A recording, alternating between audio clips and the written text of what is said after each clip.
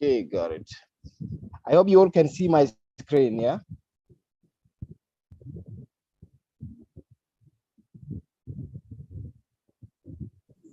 Yes, it is very clear.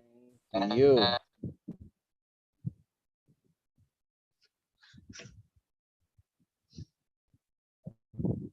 Now, the main reason why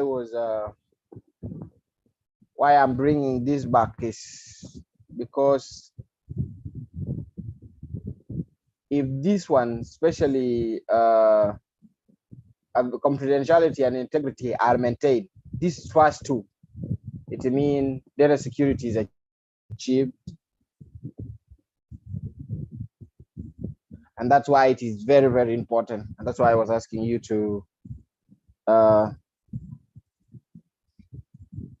to remember or to try to remind us. So cybersecurity is a broader term that is refers to the protection of computer systems and network from cyber attack, unauthorized access, and other threats. Data security is a specific aspect of cybersecurity that focuses on protecting data from being accessed, modified, or stolen by an unauthorized individual or system. In other words, data security is a subset of. Oh, sorry about your sickness, Justin. We wish you quick recovery. So data security is a subset of cybersecurity. I hope that is clear.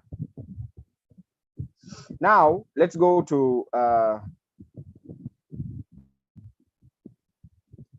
how can data security be achieved? Can anyone say something before we move to this next slide? How can it be achieved? Based on our last session, I gave a lot of ways on best practices, and those practices leads to the data. But then maybe we don't know what is data. What are we protecting? What is data according to you? What is data? Come on, guys. What is data? What are we protecting?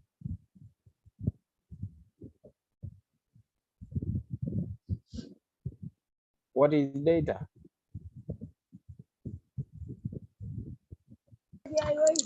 Let me give it a trial. Yeah. Data is personal information. Okay. Personal information, no. But nice try.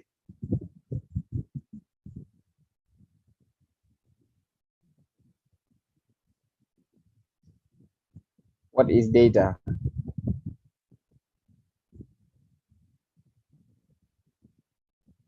Come on, guys.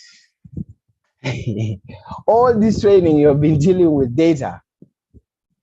No. Define it holistically, like okay. Better raw information. So data is a collection of facts, figures, and other information that can be processed and analyzed to provide information and insight concerning someone or something. Okay. Such as numerical measurements or qualities, text-based observation, or open-ended response. Data is often used to support decision-making, research, and other activity that requires information. So that is data. So some of the things you say, it's not that they are wrong, but they're part of data, and all of them do not make up data. So if you say one thing, maybe the other things that you leave out. Yeah. So, but anyway, let's don't be afraid to try something. Yeah, at least try. It would be good. So, confidentiality, like I say last time, there's a principle that has said that only authorized parties can access information, or let's say data, that data. And then integrity means that no one should tamper with that data unless, like, you cannot delete it, you cannot modify or change it unless you are told to do so. So, or you have the I wasn't here on here, but I tried to catch up. Why didn't you request for the notes? But I think the videos are usually recorded, so you could have got. But anyway, it's a bypass. So one way of there were several ways of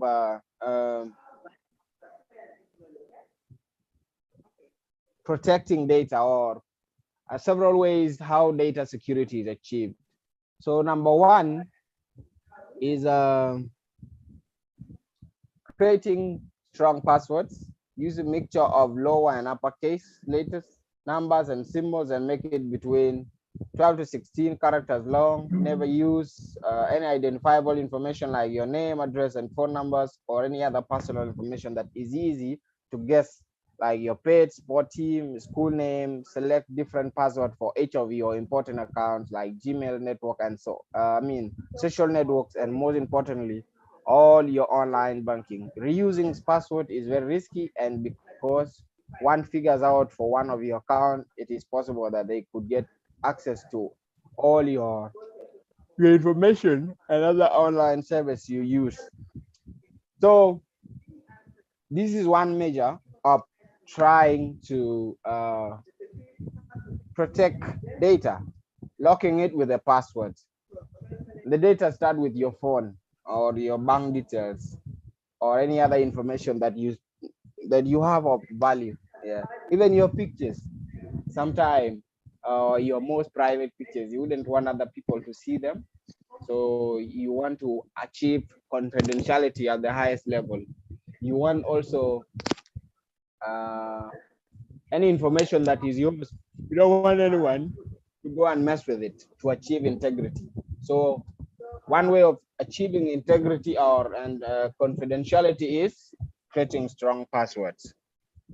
So can you create a strong password for each account and meet all criteria? And last time I gave you examples of if you cannot remember all the passwords, you use a password manager. And I remember I gave examples.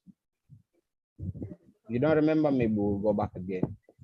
So creating a password can go to, the password becomes so easy. So we suggest you create a passphrase. So a passphrase is a sentence that you first think of, you can always remember easily. For example, you can say, I met my first wife. I met first my wife at a cinema hall in 2018. So assuming like, okay, so I met my wife at a cinema hall in 2018. If that is a statement, you'll never forget it and you remember it always. Yeah. So it's one word, or you type it together like without spaces. So whenever you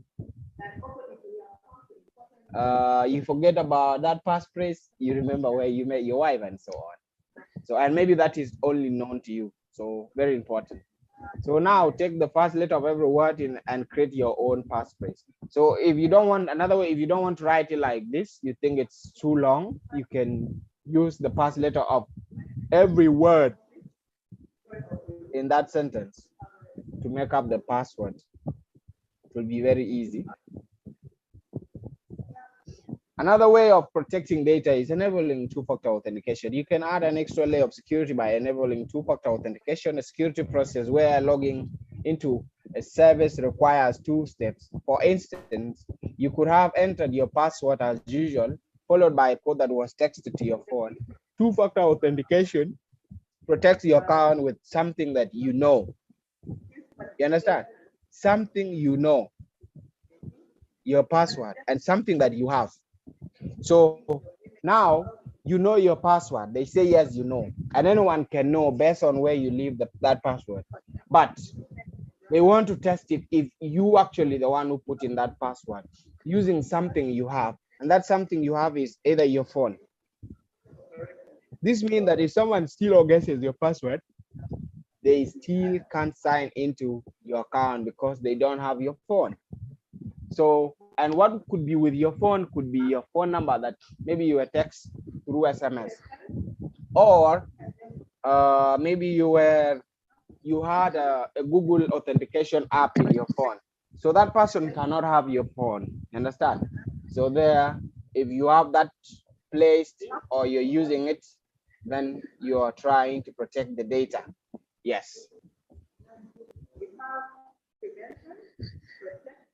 Another way of protecting data is, or achieving data security is, now you know how to sign in safely into your account, but it's also important to know when to log out. If you're using a public or shared computer, such as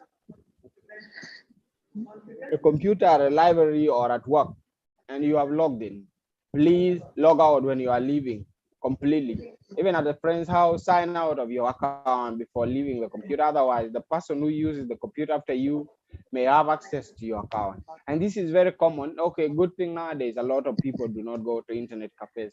But when internet cafes used to be there, you find a lot of people leave their accounts there, or maybe most of them do not know how to sign out. So you realize that people have access, are accessing the account and start doing anything they want. So there, the data that maybe they're exchanging with other people could be breached. Confidentiality will be abused. They can even interfere with it and so on. Another way is making use of privacy setting. Forgetting your password or getting locked out of your account can be frustrating. Another way that maybe you could lose your data, like no one has it, but you have no access to it, but it is a data that is very important. Maybe it has there is a place where you have stored your ATM pin, and then you lose access to that, where you will not be able to get your ATM pin, you will not be able to withdraw your money and so on. So make sure that change your password if you suspect unusual activity. So let's talk about privacy and security setting. Forgetting your password or getting locked out of your account can be frustrating. This one is common with the social networking site, Facebook. No one wants to lose access to their emails, document, or photos.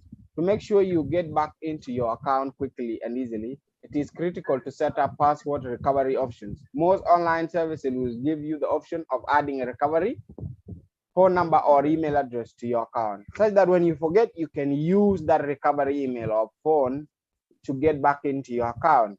It is critical to set up a recovery option before this happens. Take some time to explore other privacy and security settings on the online service that you use.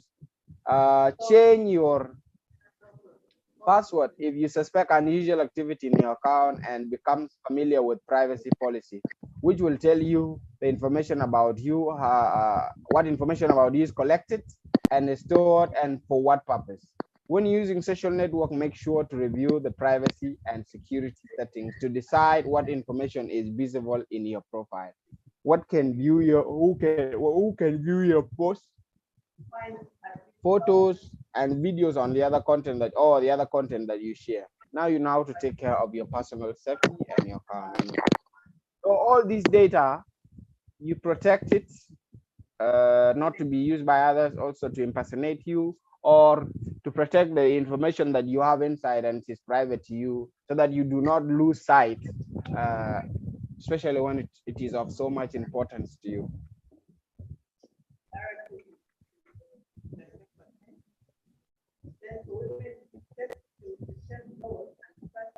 Very often when we access our email service or social network account on the go, or mobile device, all services that you use are accessible through apps and therefore only one tap away without having a lock in every time.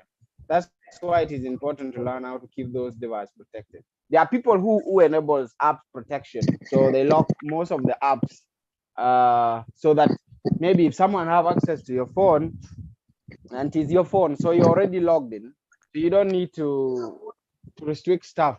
But then if someone has access to your phone, they don't need to just go one tap away. They need to be some kind of protection, because the app in question has so much data for you. So you have to protect that app so that someone doesn't just go in directly and start accessing, seeing your messages and so on.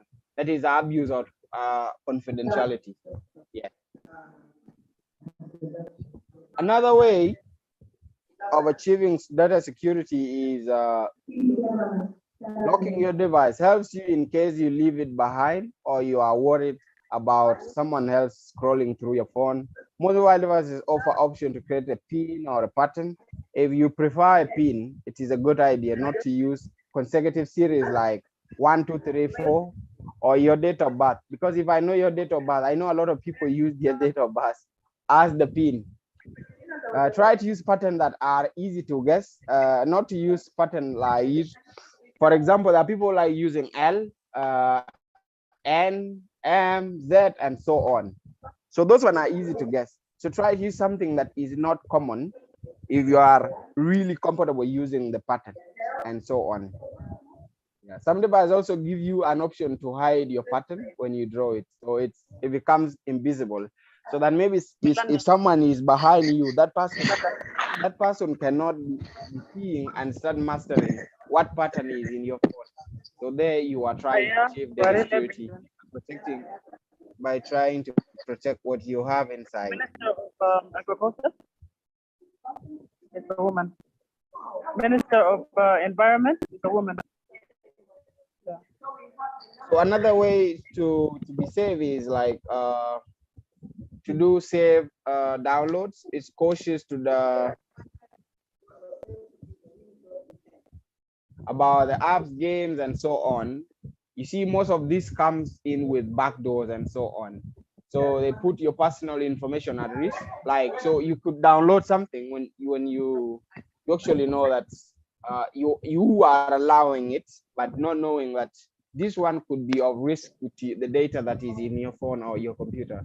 So beware of anything that claims your phone is infected or asks for your personal information, or you could accidentally download unwanted and potential harmful application. Some of them, if they don't collect your data, they'll just delete it. And if the data is of so much importance to you, you could lose it like that, which is not good.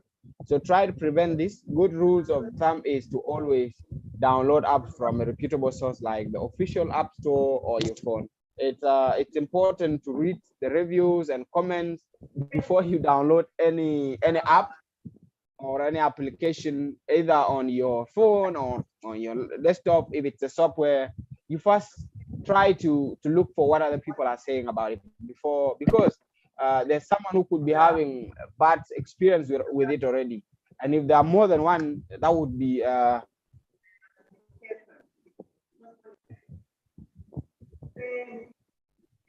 yeah. So if there are more than one reviews that are saying something negative, you should think twice about that app. You say, maybe it might be with me, understand? So it's always good to check what other people are saying about that product or app or anything that you're trying to download before you actually hit the download button. Because most apps that do this, what they do, they hire people or they create botted accounts that will be leaving positive comments about them, but they cannot like bribe everyone. So someone will have to come and say, no, this is not good. And I had a bad experience. Don't even bother downloading it. There they would have saved you. Yes.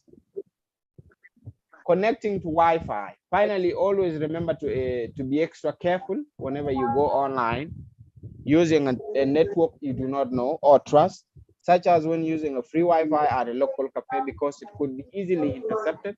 When on a public network, avoid signing into your account or making purchases, since your password and financial information could be compromised. This is another way. So limiting or being cautious about signing into public Wi-Fi, whereby your data could be harvested by people that are using the network with you and so on.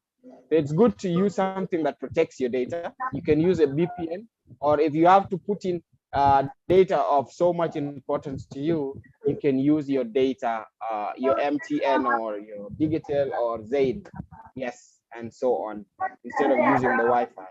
Wi-Fi is usually good, it's free, but you know, free things usually have their own cost at the end. Yeah. So another way of, before I go to,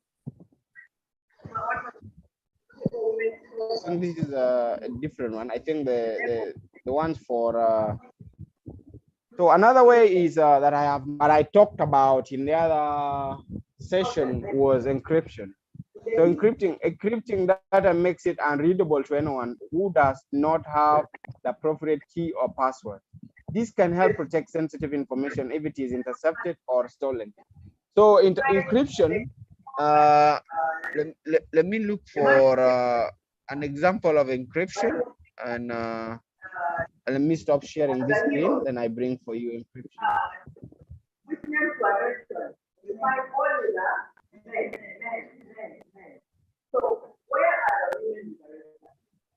Someone is doing something on the background, please mute. If you are in another class, you need to be serious.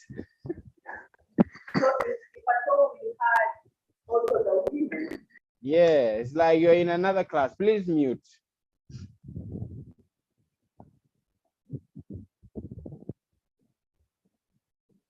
Please mute. I will appreciate that. Yeah, seems it's no longer there. Thank you.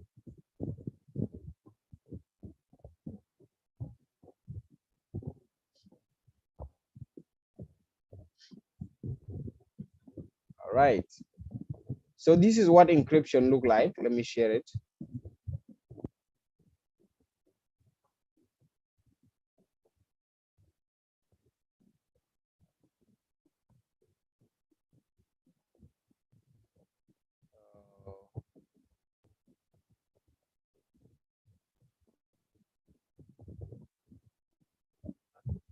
If there is any question on based on what I've been saying so far, you can start writing it down. Can you all see my screen? Yes. You see my screen? Yeah. So another way of achieving data security is encryption. I'm sure in the other slide we have encryption. We have even the example and how it works. So encryption change your data. It makes it gibberish. It makes it meaningless. So that intercepts it on the way will not know the meaning. So even if they are breach confidentiality, they would have not like breached it completely because they don't know. They have seen, yes, there is information, but they haven't seen which information that is. And from there also, they cannot abuse integrity. They cannot change the meaning of the message you intended because you cannot change the meaning of what you don't know. So the original message here is hold my beer, which is an encrypted plain text message. Now, when it is encrypted, it is passed, it becomes like this, like the one in the middle. Are you seeing it? The one that starts with O. Are you seeing it? Yes. Yes. So it becomes like this. So when it comes like this, anyone that would try to snip that data, or any bad guy or the hacker in the middle, or any man in the middle cannot see what is the content of this message because it has been encrypted. So, and it can only be decrypted by the recipient. So when it is decrypted, it goes back to the plain text. But when it is encrypted, it is called a ciphertext. So that's another way of achieving data security. Another way is I've talked about authentication. Authentication is the same as the two-factor authentication, and so on.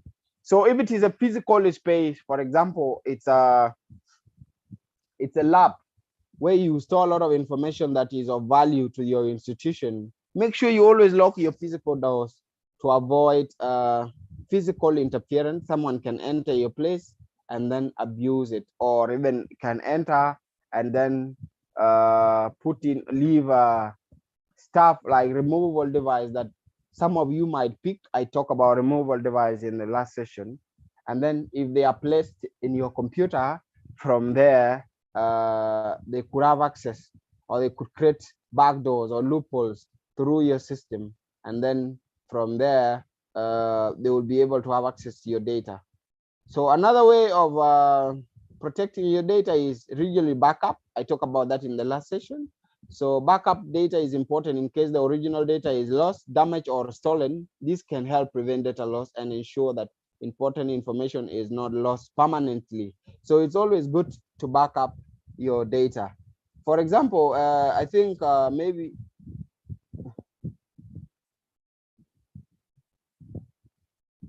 okay, you're forgiven. Maybe let's say most of you know to use Google Drive. So Google Drive capacity thing has been increased, I think, to 1 terabyte. Yeah. So you can back up your stuff there. So in case of you lose your computer and so on, you'll still be able to have your data. So that's another way of achieving data security. And then implementing security policies and procedures, establishing clear policies and procedures for handling and protecting data can help ensure the data is secure. These policies should be regularly reviewed and updated and changing security threats and needs. For example, if you are at work, or maybe you're the boss where you work, and then because employees do not work in the same place forever, so sometimes they can change jobs. So when they change job, it is very important for you to make sure that the data they have for your institution is no longer in their custody. If there are emails or everything, or yeah, so those emails should be removed and so on, so that data security is any data or any information that circulate within your institution cannot go to the wrong hands. So that is another way of achieving data security. Yes. So I've talked about passwords, encryptions, authentication. Yeah. So even sometimes the other part of authentication that I didn't talk is biometrics, fingerprints. Now people use iPhones have facial recognition. It's powered by AI. So that's another way. So it shows that this is you and no one else. So that person can just go on and then have access to the data.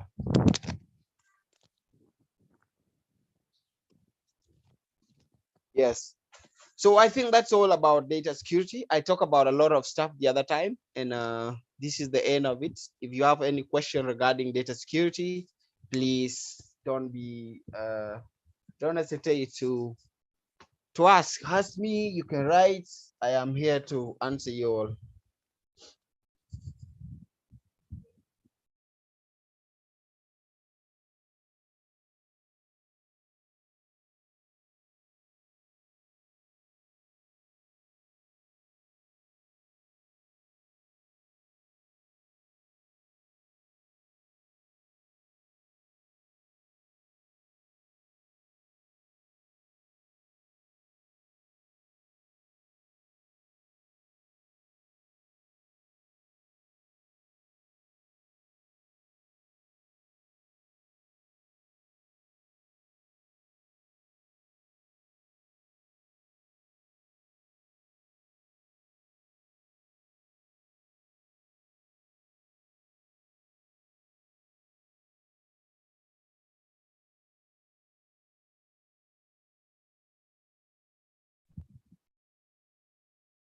Bida, Yes, please. Yes, please. did I think my presentation is done as far as data security?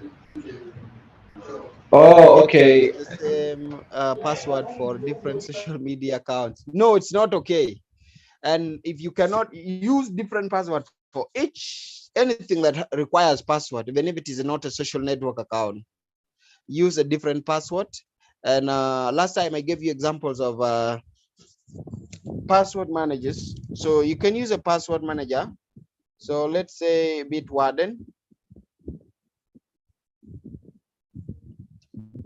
Bitwarden is one example of password managers.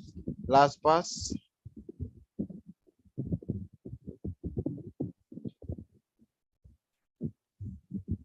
Oh, I've sent it to Bitwarden.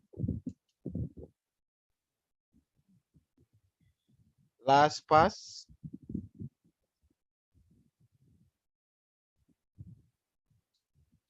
Dashlane.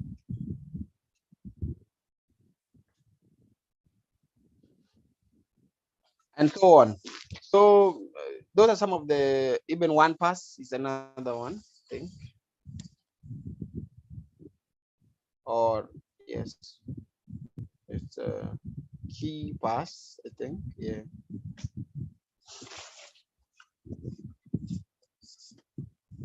Yeah. So those are some of the password managers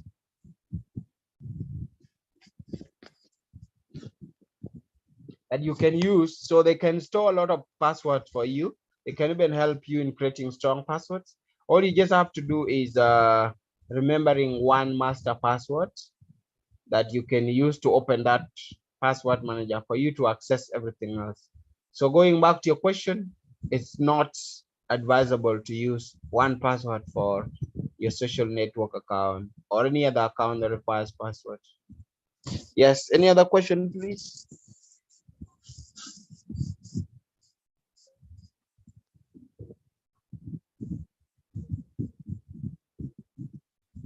Any other question, please?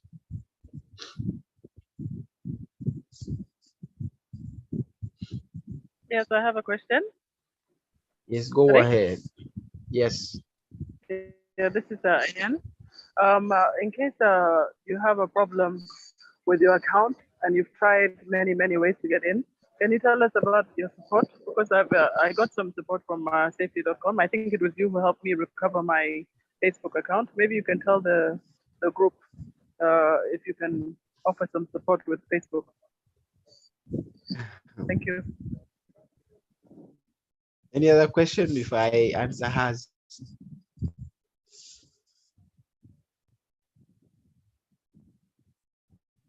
Any other question?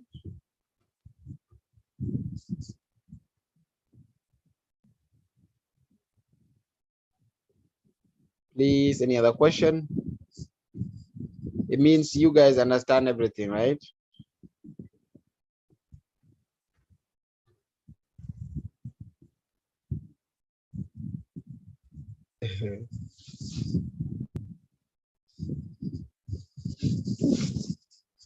So one, if you can't log in into your Facebook account, you can request a new password. To do this, go to Facebook login page and click on forget your password link. Then follow the on-screen instruction to reset your password. If you are still having trouble logging into your account, you can contact Facebook directly for additional help.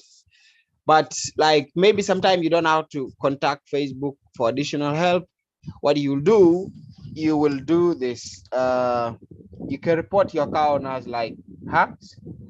You say facebook.com hacked /hack or www.facebook.com/login/identify.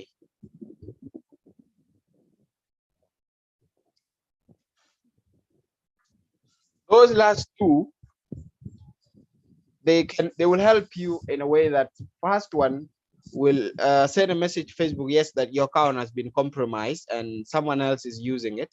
So they will give you security questions for you to prove that you're the owner of the hacked account. And usually it's not very difficult, especially if you're using the same phone you've been logging in with. They will identify the IP address of that phone and then they can help you regain your account. That's one. The second link is if Facebook is not sure that you're the one or someone else is using the same name or close name to yours, then you'll have to identify yourself by identifying your account. Or if there is an account that you no longer use but is under your name, but the one that you're using is also having the same name, then you'll have to identify the real account that you want to log into. So they will give you options if you use the second link, and then from that you can choose which one is your account. Sometimes they even give you a privilege of identifying based on your previous comments that you made on post or based on people you have just added to be your friends on Facebook. So those are some of the ways to recover. Yes, but the best ways to avoid all this is to make sure that you utilize the security settings that I have talked of before. You make sure that you have enabled two-factor authentication with a number that is active, so that anyone tampers with the account, it is you that will be sent the code. Or if anything happen, you'll be sent a code to reset your password and get a new one. That's all I can say in regards to Ian's question. Any other question, please?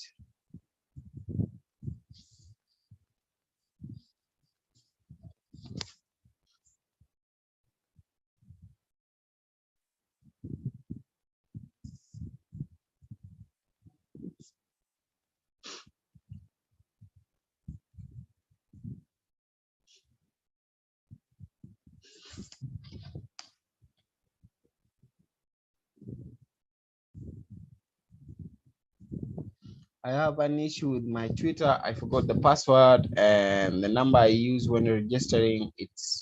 I still have access to the email I used to register my Twitter. Whenever I press forgot password, it will bring the email address, the username, and the number. So going back to you, Mr. Justin, do you have access to that email?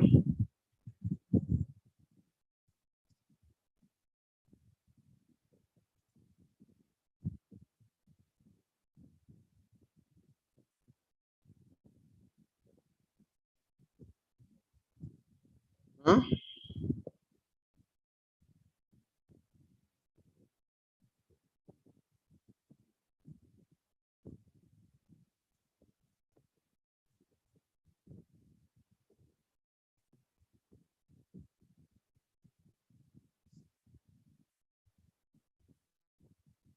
But after receiving email, reset it still asks me about the number. No, you need to visit me, Justin. Come to me, yeah. Come to Safetycom and then maybe we sort it out.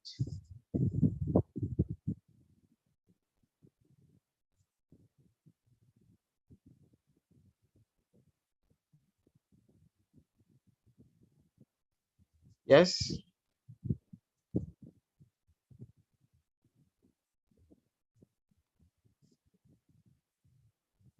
Oh, I'm in Kenya. Sorry, mate.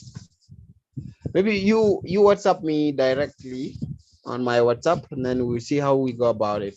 Yeah. Any other question, guys? If no any other question, then over to you, Mr. Vida.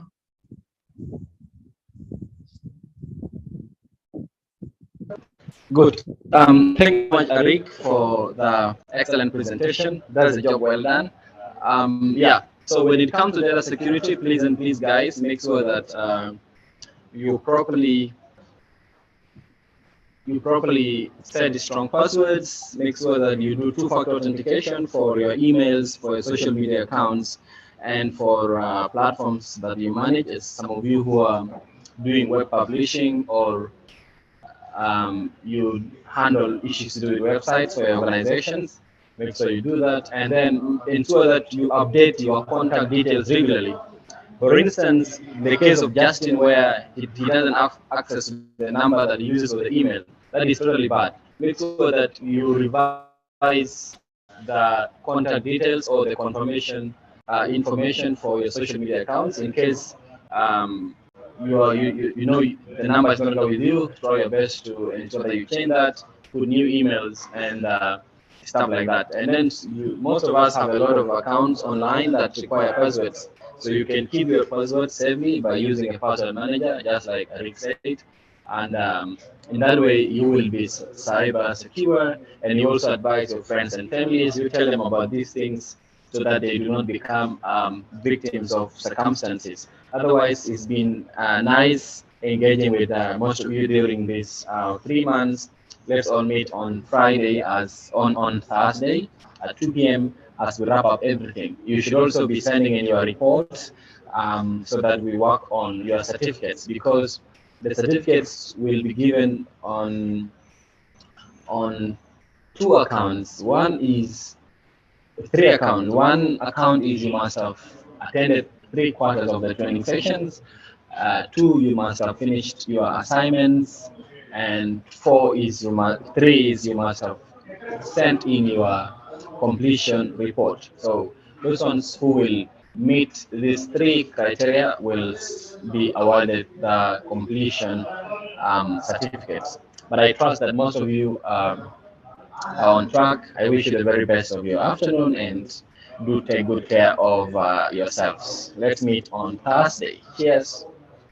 Thank you, Ari. Cheers and congratulations, everyone. Yeah, see you on Thursday. Congratulations. Oh, I mean Friday. Yeah.